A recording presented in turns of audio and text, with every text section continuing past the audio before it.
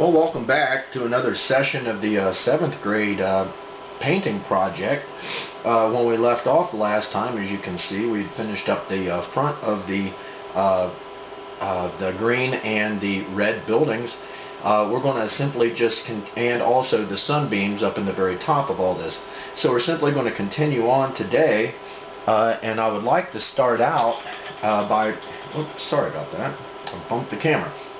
I'd like to start out today by doing the blue that goes in between the portions of the sunbeams up in the sky. So, you know, make sure your brush is clean.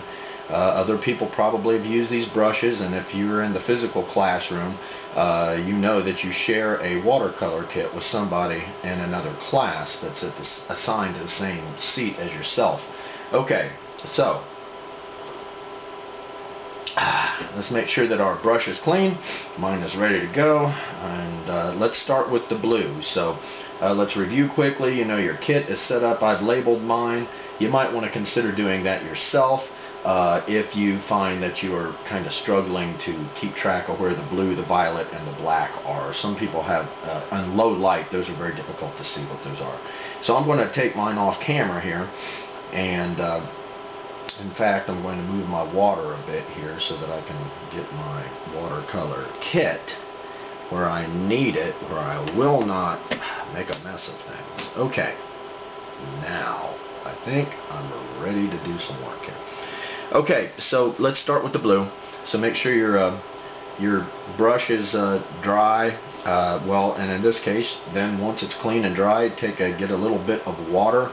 We're going to simply put it into the blue.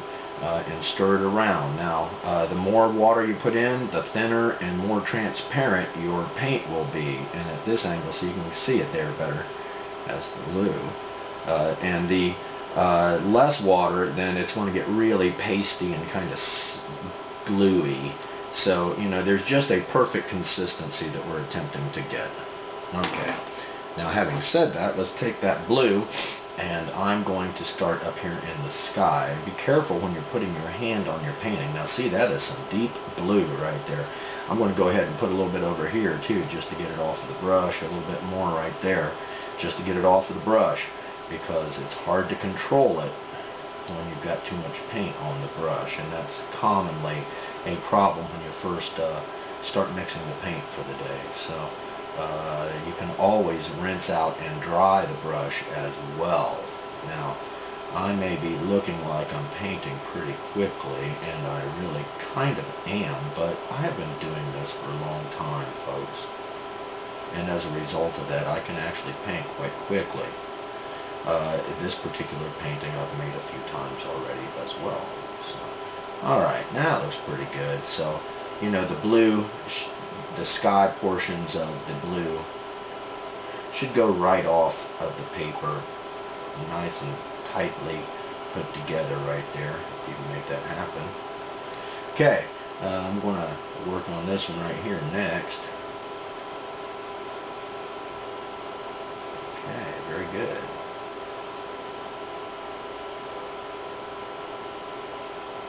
Very good.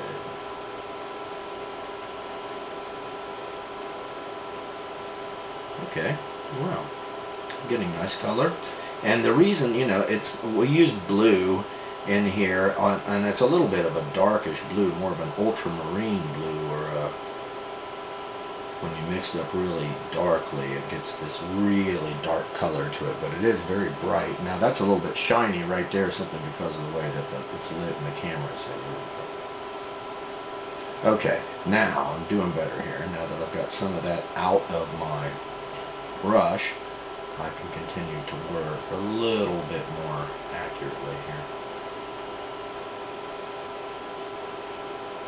Looks like I'm going to have to pick up a little bit more blue from the blue cell, the compartment with my blue watercolor in it. Okay, nice. So just using the very, very, very point of the brush is critical when you're trying to get good, you know, quality results from your work, okay? And so I would like to say that it's easier than that, but learning how to move the brush around accurately and the ability to put the paint precisely where you want it to be in these very small areas is an acquired skill, and it just takes practice in order to be able to get good at it. Alright, so we're simply just going to keep on with what we're doing here. I'm going to pick up a little bit more blue. It looks like I've got a couple more stripes over here to work on. And the broader areas, the control really simply just happens more right up against the next color. And in the previous session I did explain that when you are using watercolor, especially at this particular level, you need to paint fresh wet paint right next to already existing dry paint. And if you don't do that, you're going to start getting some problems. The wet paint will have surface tension with the color next to it that's not dry either, and those two colors will pull each other together, and it results in just an kind of an unnatural mixing of the colors. However, if you wanted to do that, for instance, if you were painting flowers, for instance, or a very popular watercolor subject, then you might want those flowers to be kind of what we call variegated. That means there's a little bit of more than one color represented in them, and so they kind of blend together and run and smear together a bit. And so that's, if you're trying to do that on purpose, then that's fantastic. But if you're not, you know, it can really kind of mess up parts of your painting if you're not careful. Alright. So, yeah, watercolor is tricky to work with. You have to have that immediate feedback, visual feedback, so that you know that you're able to control it. And I'm using just the smallest amounts of paint in order to get the control I want. And you can always add more paint, but I mean, especially the watercolor, once you put it on there, you're pretty much stuck with what you've done. That is all looking pretty good, looking real good. So you can constantly go back and just, you know, touch up the paint a little bit, but we're really only using the very extreme end of the brush. Okay. And it will brighten up a little bit as it dries. Okay, that's not bad at all. So we'll just continue on with our project here, moving on with more blue. And I've got one more last little scrap way out here to deal with. Now, and my paint is a little bit, is not quite fluid enough for what I'm trying to do here. There we go. Alright. Here, ooh, oh, that's not good. Here we go.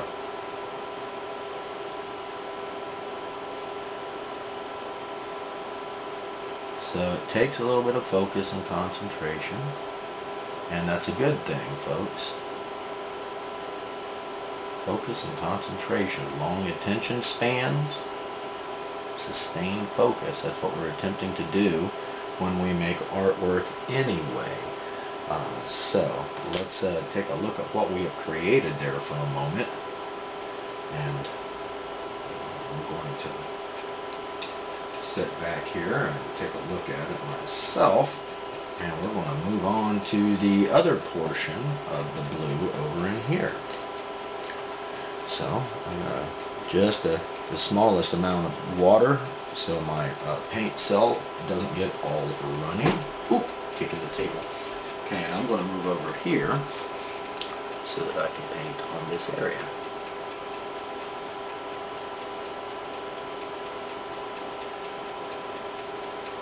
Alright, very good. So, oh man, so you got to be very careful about putting your hands on your painting. In my case, my painting is taped down so I can make a video. So I have to literally get up and move around it. However, your painting, you should be able to turn it upside down, and that really helps you get good results without having to move around the painting all the time. And you don't want to lay your arms in your painting. That is really destructive to the beauty of its work, the beauty of your work there. So we'll just keep on working here. But for this, I really have to kind of be able to move around and keep the painting right side up for the demonstration here. So it's trickier than it may look from off camera there, so I'm going to have to move my paintings around a little bit here. Okay, so got a little bit more water, and we're just going to finish up the sky here. Just needs to take a while sometimes, but taking your time beats rushing through it and making a mess of it, right? So you got to hold your breath sometimes.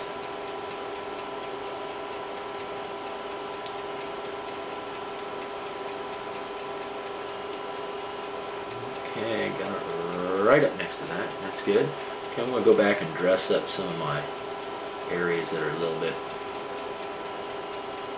not really making me real pleased, but I think it's going to be okay here. Okay. Alright, calm, reassurement. That looks pretty good. Okay, down to the last little section of this blue, and then we move on to something new. How's that sound? Into a different color. But these are always good little warm-up exercises to get started with right here, so that you can, kind of keep it between the lines a little bit while you're in a little less risky areas. When you're trying to paint the letters, if you've got, what you all would call bubble letters, I call block lettering. But if you're trying to paint those letters in, you've got to really hold your breath and have a great deal of control for that to go off pretty well. Okay, let me look at what I've got. Looks pretty good. I'm going to continue to paint, but this time I'm putting down a slip sheet to protect my work, because now I'm starting to get a little bit of green watercolor on the back of my painting hand here, and I really don't want to have to go back and repaint parts of this if I don't have to. So there are times when you will have to revisit sections of a painting, no doubt about it, but in this case I'd rather not. So that's looking pretty good. So okay, it's time then to just rinse out the brush, I suppose, and start on something else.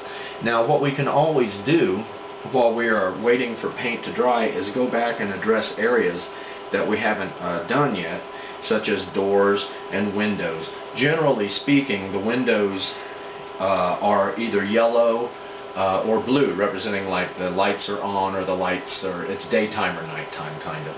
Usually people put in several different colors of their windows in order to get the effect that they want. So in this case, I'm going to keep on moving down the road here, and I'm going to make the next building, I think, a good color would probably be, that's a good question. I do like orange for that building. I'm a little bit tired of blue at this point since I just painted a lot of blue. Violet probably isn't going to work real well, but I will go with, let's just go with orange in this case. So once again, put our paint kit there, see what we're working with. It's not a good idea to put your paint kit onto the painting, okay? I'm simply doing this so that you can see what's happening. And in this case, we're going to take a little bit of the water and we're going to melt some of that orange. It doesn't have to have a gallon of water in it. It just needs, you can always add more. But once you've got it in there, it's kind of difficult to take it out. Okay, so let's move this off camera, and we'll start with the U.S. Army Corps of Engineers. Spent a lot of time in that outfit. Learned a lot. Good people in there. 1995 was officially out, but it took till 2012 for them to finally send me my final mandatory removal letter there, saying you have done your time in the Army Corps of Engineers and you're hereby released from your duties. A grateful nation. It was really neat. It was a very nice, although it was a form letter, it was really very nice. Thanks you for your service. Touched. And so now I'm too old to be called back. I guess if there was a terrible national emergency, perhaps. But we moved a lot of dirt in the Army Corps of Engineers. We built a lot of roads, some schools, and bridges periodically, minefields, barbed wire fences that were just downright scary. Those were interesting days for a young guy. Okay, I'm making good progress here, just using pretty much just the very end of the brush. I've got a good mix of color over on the watercolor kits, looking pretty good. And this kind of requires a little bit of focus there, doesn't it? So as we're moving through the town, the buildings get a little bit more complicated, as you probably noticed, and then also the painting of them gets a little bit more complicated as we go along as well. So when I'm done with the front of this building, I'm going to start back on the previous two buildings, and I'm going to paint in some windows and signage. Now when I do that, because I don't want my lettering to be really covered up, I'm going to use my paint in kind of a washy manner. If I'm using a light colored paint such as yellow, probably the paint or the words will show through that anyway. So we're usually keeping the blue and the yellow for the glass in the buildings, indicating whether it's daytime, nighttime, dawn, whatever.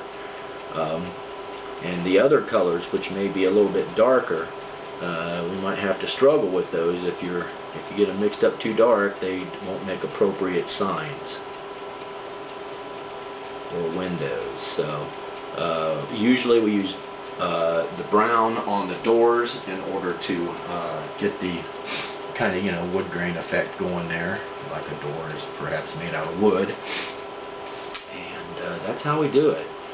So we'll just keep painting, and this orange is coming out on the projector really quite nicely. A lot of times it appears to be brown in some projectors, so I'm really satisfied with this. And we've got the colors dialed in right for it, so that's pretty good. Let's keep this.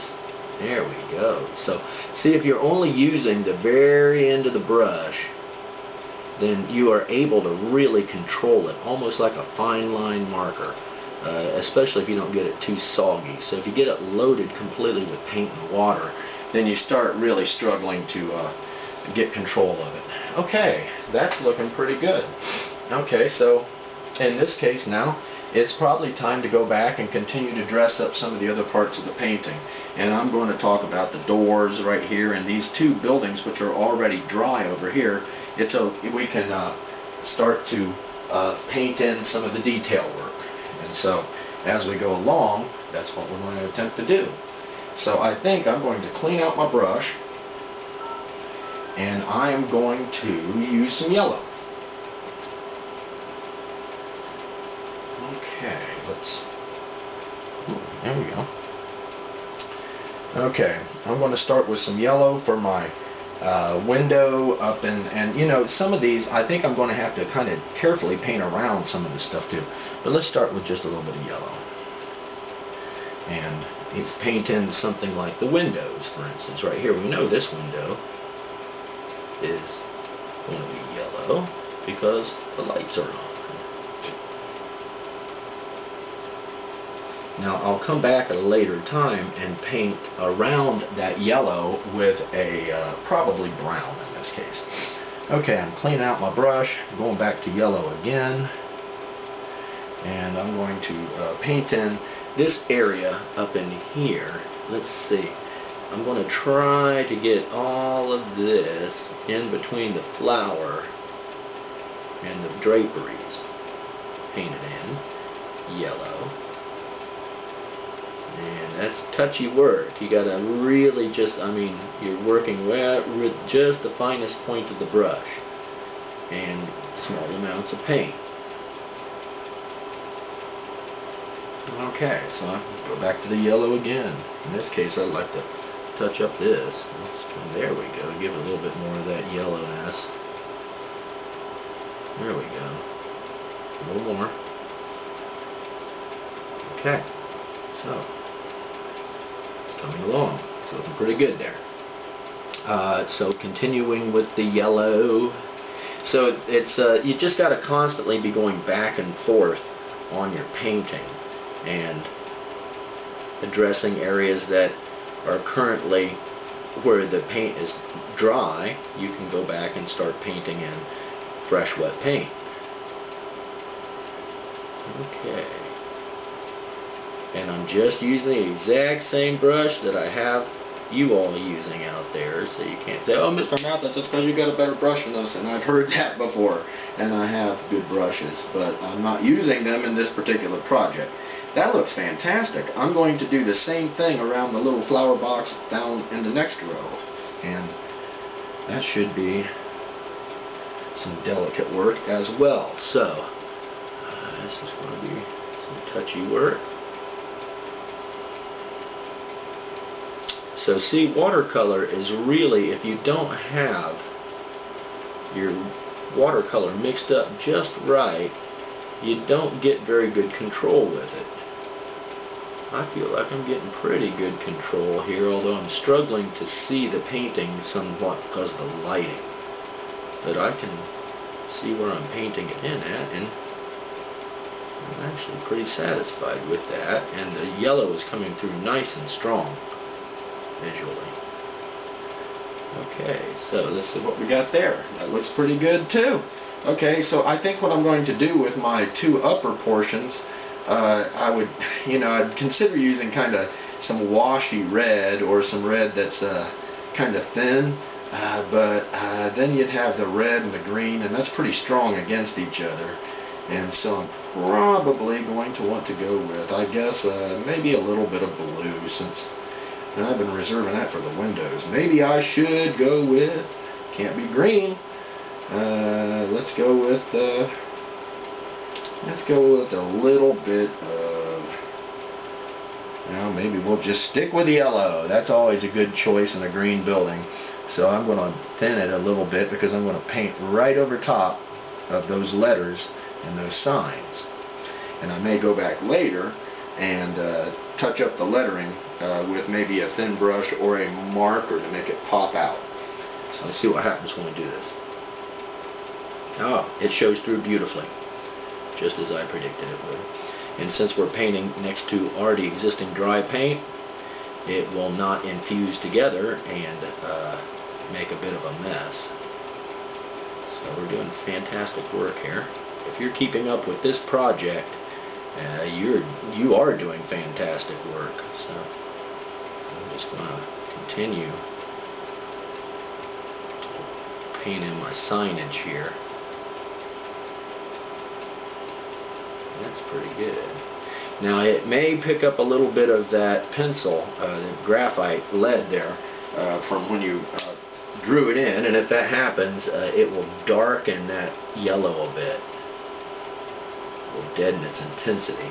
However, it doesn't seem to be hurting it too bad right there, so a little bit more of the kind of thin or washy yellow there, and moving on.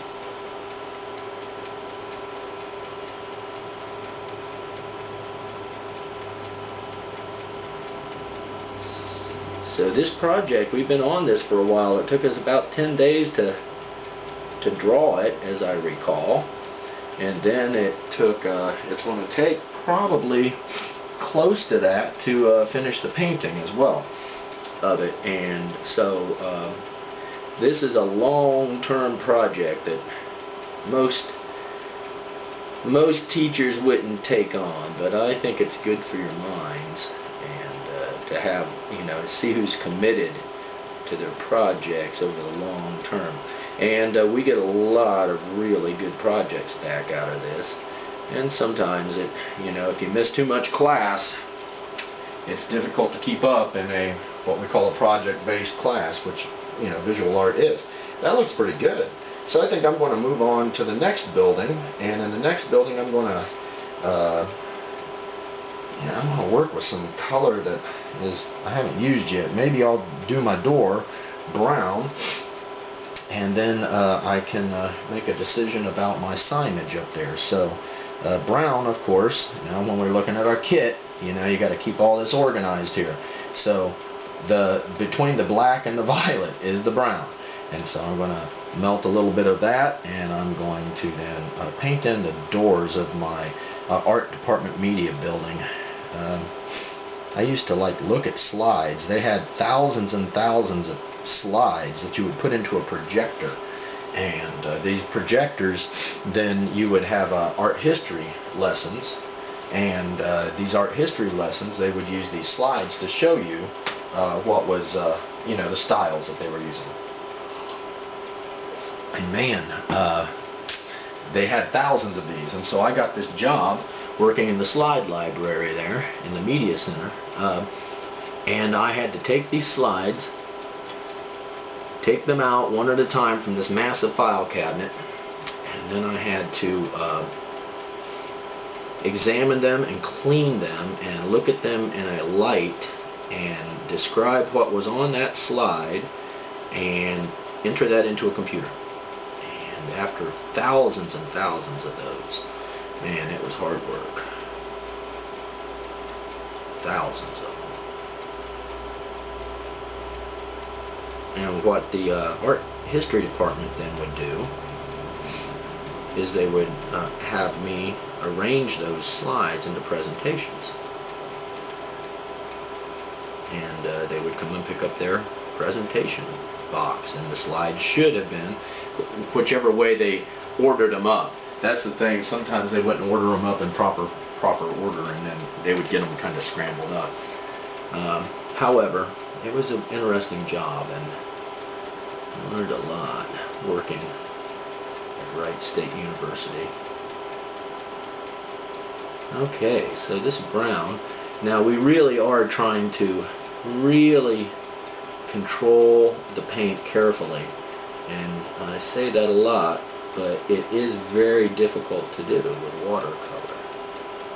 And so you have to focus, hold your breath a bit if you need to, only use the very, very, very pointiest part of the brush so you get control, and not too much water. You can always add more water, but if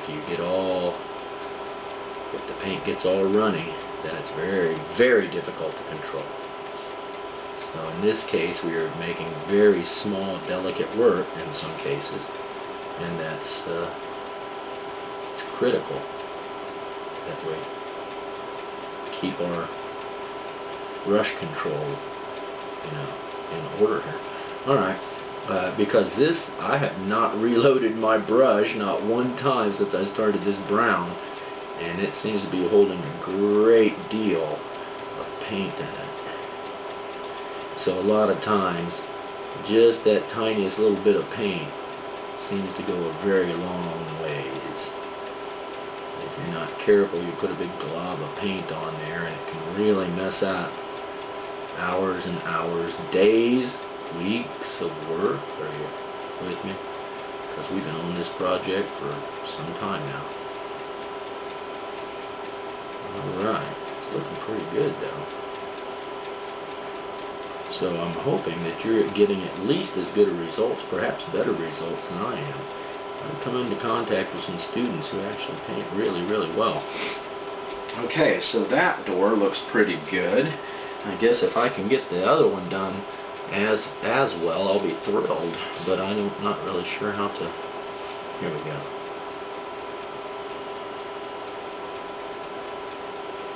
So we're trying to get right up next to the lines, and that should be easy to do if we've got wet paint being painted next to dry paint. So wet next to dry is a good rule for control.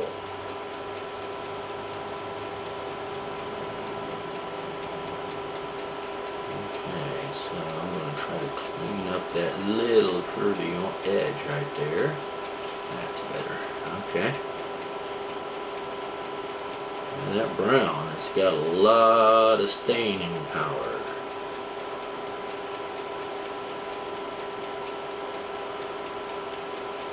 Alright, I'm pretty satisfied with that. Let's try to trim around our little door area here. Okay, I may have to actually pick up a little bit more brown, although I haven't had to reload yet. Here we go. Now see, paint, watercolor also melts, so if you still got a little bit of water in the brush or wet paint still in the brush, it will melt a previous puddle, and you can kind of smooth it out that way so you don't get really dark areas and really light areas. So you want kind of things like your doors to match each other, right? And same with the windows and such. So you want it to look intentional, not just however it came out, right? Okay, this is fantastic. Now, it's slow, tedious work though sometimes making good paintings.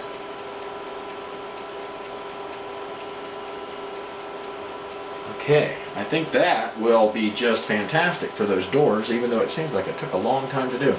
Alright, now I'm going to clean out the brush again, and I'm going to move on to other parts of the detail work there in the second building. And I think what I'm going to do is maybe use some blue in the next section, that large kind of billboard, and then I will have to figure out what to do with my signage up in there. Okay, so let's go ahead, and I'm going to pick up a little bit of the blue from my paint kit. I want it to be in this case transparent enough so that I can see through it. Now I'm going to shield my work here, and this is not quite as transparent as I thought it would be, but by the time I spread it out, it'll probably be fine.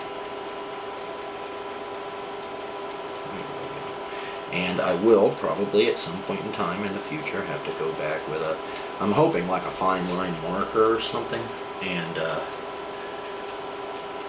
go over top of my writing with it.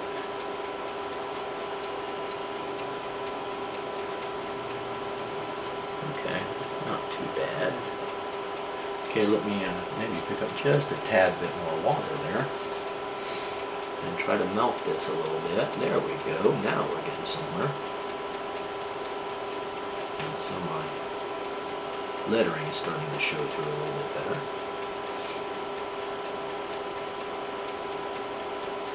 Okay, so shielding my work. Trying to use just the pointiest part of the brush. Washy kind of approach here, so we've got thin paint so we can see through it, and not just paint directly over top of and obscure all of that writing or any signage that may have been done in there. Okay, I'm struggling to see it because the water is shining in my painting. There we go. Okay, just the finest point of the brush. There we go. So it's sometimes painting can be tedious, slow, frustrating work. Other times everything just comes together perfectly and quickly. It just depends, I guess, on what kind of a mood the person doing the painting is on the day that you're doing this. So you can some days you'll really paint great, and other days you're like which end of the paintbrush you're supposed to use. So it's not always going to be 100% successful every time. So you have to learn to live with these things if you're going to try to make art. It's just a process that you can improve at for sure, but sometimes it doesn't.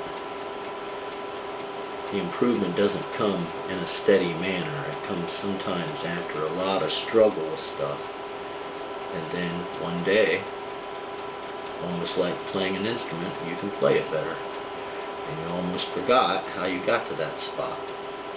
All of the stuff in between, all that learning that happened, it didn't happen by accident. Okay, that looks pretty good. I'm going to stick with that, I believe. And let's see what else I can move on to today. I can probably get to my, maybe the signage there in the Art Department Media Center is looking pretty good for now.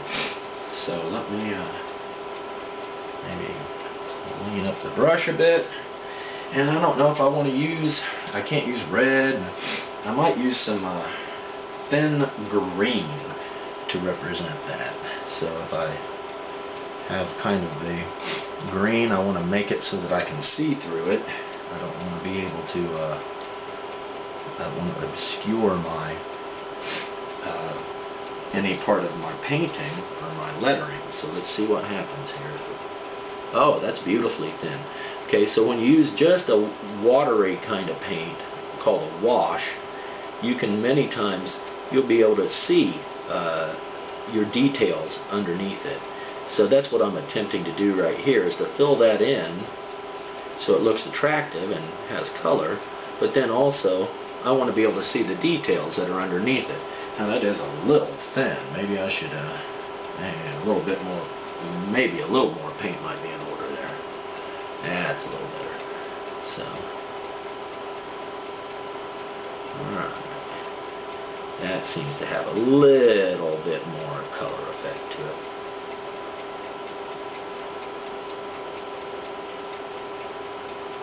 Okay. Do the same thing here.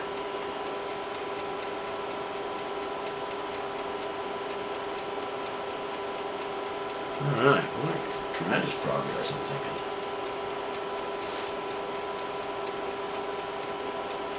Okay, I'm going to put some of that down there. Keep it moving around.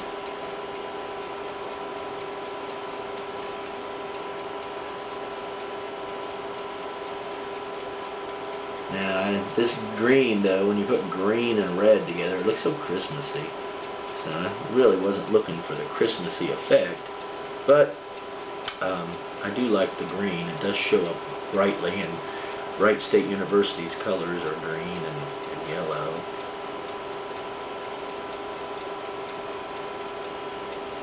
Alright. Let's say this is coming together a little better than I had anticipated, ladies and gentlemen. So I hope your project's looking pretty good too.